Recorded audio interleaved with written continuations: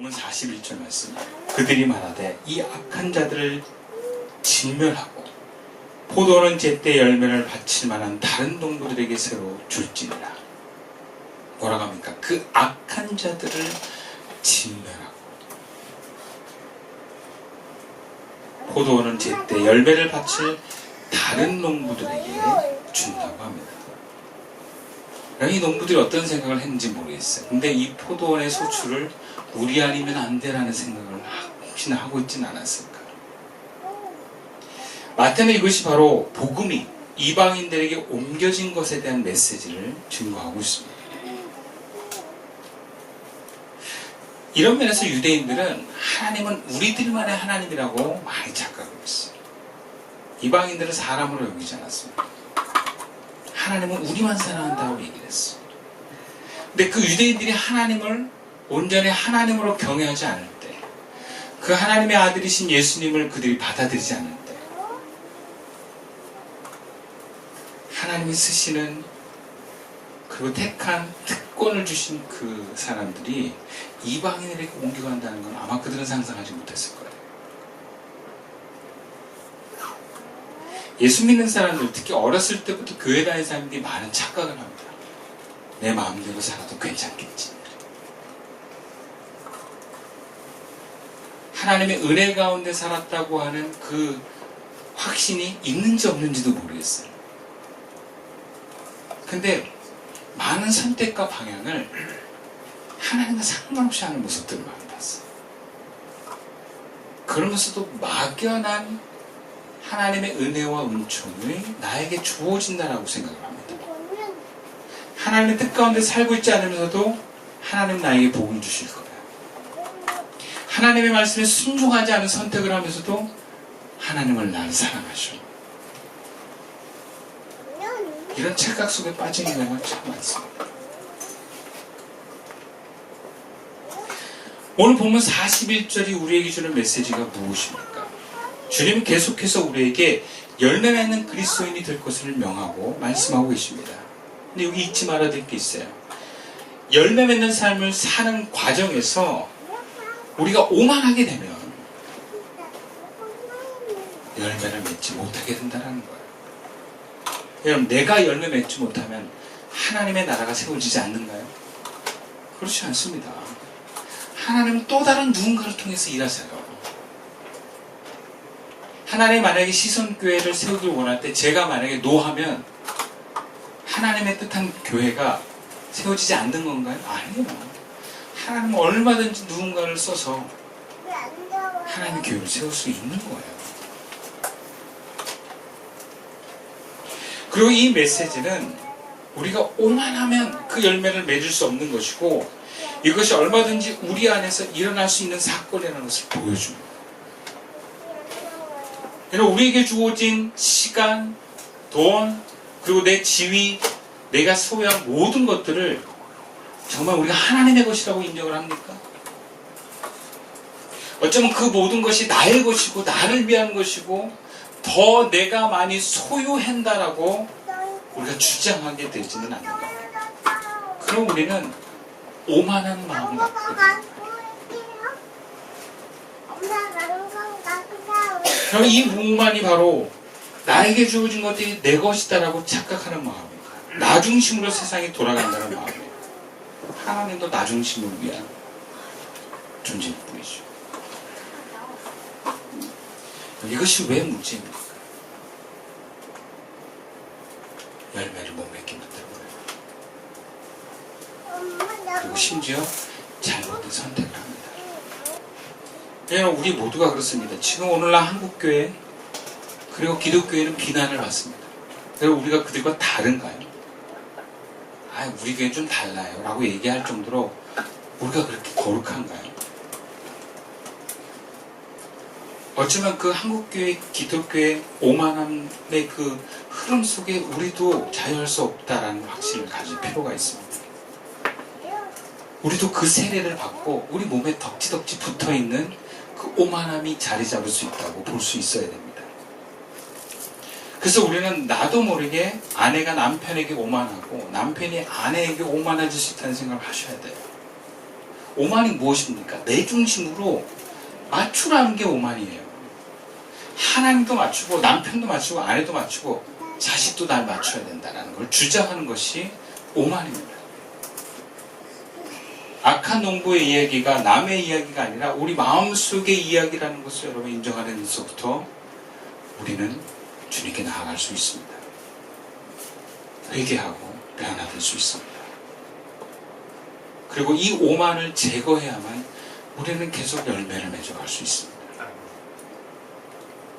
그렇다면 우리가 어떻게 하면 이 오만으로부터 우리를 지켜내고 이 오만의 뿌리들과 씨앗들을 제거할 수 있을까? 오늘 본문을 통해서 크게 두 가지만 봅시다. 34절 말씀이에요. 열매를 거둘 때가 가까움에 그 열매를 받으려고 자기 종들을 농부에게 보내니. 이런 우리가 열매를 맺기 위해서 오만함을 피하기 위해서는요, 내 안의 두려움을 알아차리셔야 돼요. 그리고 그 모습을 주님께 내어드립시다. 왜 이 농부들이 이렇게까지 상속자들을 죽이는 데까지 이뤘을까 한번 상상을 해보는 거예요. 아마 처음부터 그러진 않았을 거예요. 열심히 일을 한 걸 보면 이들은 그렇게 처음부터 도적으로 또 이 포도원을 소유하려고 작정하고 온 사람들은 아니었던 것 같아요. 소출을 했는데 너무 잘 된 거예요. 근데 그걸 받으러 온 거예요. 마가복음과 누가복음에는 소출에 얼마를 받으러 갔다라고 구체적으로 기록을 합니다. 근데 마태복음에는 없어요. 소출 받으러 갔다. 그러면 과거에 상처가 있는 농부들 중에 자기의 것을 많이 빼앗긴 농부들은 소출을 받으러 오는 사람들만 봐도 그런 걱정과 두려움이 올라옵니다. 우리가 소출을 한 거 다 가져가는 거 아니에요? 이런 생각 들 수 있어요. 우리 거 다 뺏어가는 거 아니에요? 두려움. 그래서 못 가져가게 하는 거예요. 그리고 이들이 나중에 뭐라 그러냐면 상속자를 죽이면서 이 포도원을 소유하고자 합니다. 왜 그렇게까지 이 포도원을 집착하는가? 그럼 이들은 소작농들이에요. 내년에 계약하지 않으면 이 농부들은 더 이상 일할 수가 없습니다. 내년에 우리가 일자리가 없어서 굶어야 될지 모른다는 두려움은 어떻게든지 이 포도원을 소유하려고 하는 욕심을 만들어냅니다. 그리고 우리 안에 두려움이 바로 이러한 오만으로 변하는 것은 순식간입니다. 사람마다 자기가 자기 삶 속에서 혹은 부모로부터 배워진 두려움의 씨앗들이 다 있어요. 근데 이 두려움을 우리가 꼭꼭 숨겨놓으면 두렵지 않으려고 하는 반대의 마음들을 통해서 우리는 욕심을 갖습니다.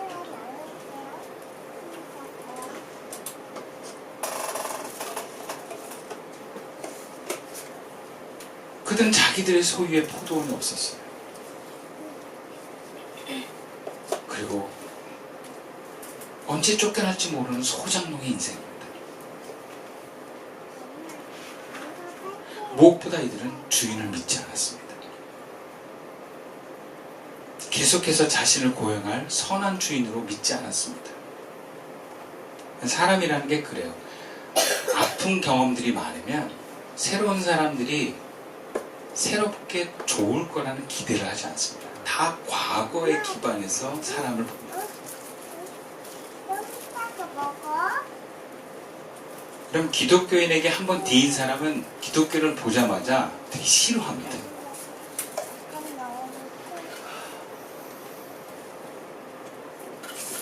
목사에게 뒤인 사람은요, 새로운 목사를 만나도 의심부터 합니다. 저도 그런 경우를 당한 적이 있어요. 난 얘를 처음 봤는데 얘는 나를 별로 안 좋아하는 거야. 신뢰하지 않아요. 시간이 지나도 마음을 잘 안 열어요. 물어보니까 과거에 이 친구가 전에 경험한 목사가 나쁜 기억이 있다 하더라고요. 우리 안에 이런 두려움이 있습니다. 두려움은 죄를 잉태합니다. 우리가 하나님부터 멀어지는 중심에는 불순종이 있지만 그 불순종의 중심에는 하나님을 향한 불신이 자리 잡고 있습니다. 하나님을 왜 믿지 못하는가? 두려움의 문제가 해결되지 않아서. 여러분, 왜 이스라엘 백성이 애굽에서 나왔는데도 불구하고 하나님의 구원과 기적을 계속해서 받는데도 불구하고 하나님을 신뢰하지 못합니까? 노예로서 오랫동안 살아온 억압받았던 그 피해의식과 상처가 해결이 안 돼서 그래요. 여러분, 두려움이 해결 안 되면, 상처 해결 안 되면 여러분은 계속해서 하나님을 신뢰하기보다는 뭔가 또 나를 안전하게 하려고 선택을 합니다. 여러분 안에 두려움을 발견하십시오. 그리고 그걸 내어드리십시오. 나는 이게 두렵습니다. 고백을 하고 해결해달라고 하나님께 맡깁시다. 주님 도와주십니다. 내가 무엇을 두려워하는지 찾아야 됩니다. 두 번째로 우리가 오만하지 않으면 본문 33절에서 34절 말씀이에요. 다른 한 비유를 들으라.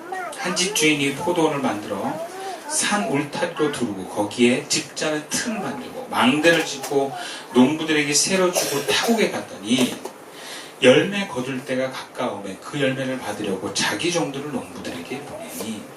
여러분, 우리가 오만하지 않으려면 하나님을 경외할 수 있어야 됩니다. 그리고 이 경외하는 내용에는 내 모든 것이 하나님의 것임을 인정하는 것입니다.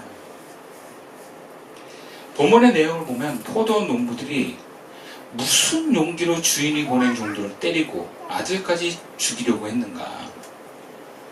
악한 것도 악하지만 어떻게 이렇게 죄를 짓게 담대할 수 있을까 의아스럽습니다. 그런데 본문을 보면 집주인은 처음에 농부들에게 새로 주고 세운 것까지는 모르겠는데 멀리 떠났습니다. 그리고 농부들에게 나타나지 않습니다. 소출을 받을 때로 본인이 직접 오지 않고 종들을 대신 보냅니다. 그렇다면 이 농부들의 입장에서는 주인이 오지도 않은데 멀리 있다. 그럼 주인을 두려워하지 않습니다. 그것이 인간입니다. 여러분, 제가 예전에 어떤 음식점 가게 하시는 분들 이야기를 들은 적이 있는데 음식점이 잘 되려면요 주인이 카운터를 지키고 있어야 된답니다. 주인이 없는 음식점은요 맛이 유지되기가 어렵다고. 아무리 직원들 관리를 잘해도 직원들이 주인이 없으면 그냥 아무렇게나 한다는 거예요. 불친절하고 음식도 대충 만들고. 그래서 음식 하시는 분이 저한테 그런 거예요. 목사님, 제일 힘든 게 직원 관리하는 거예요. 그러니까 직원들을 관리하기 위해서 자기가 거기 늘 붙어 있어야 되는 거예요. 그래야 직원들이 긴장하고 열심히 한다는 거예요. 사람이 그렇습니다. 하나님이 없다고 생각하는 사람은 죄짓기에 담대합니다.